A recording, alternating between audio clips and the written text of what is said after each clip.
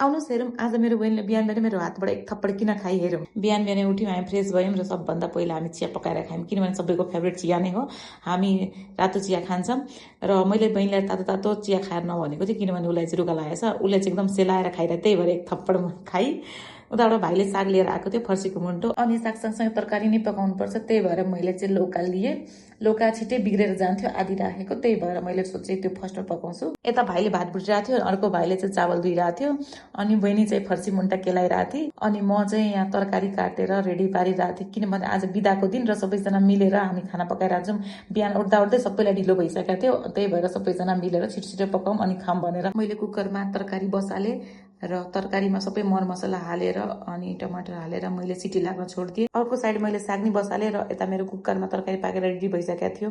त्यसपछि मैले किचन सफा गरेँ अनि मेरो बहिनी नुहाएर पनि आइसकेका थिए। त्यसपछि हामी सबैजना सँगै बसेर खायौँ। बाहिरको मौसम एकदम राम्रो थियो, पानी परिरहेको थियो, अनि हामी लुडो खेल्न बस्यौँ। त्यसपछि हामी घुम्नका लागि बेलुकातिर निस्क्यौँ।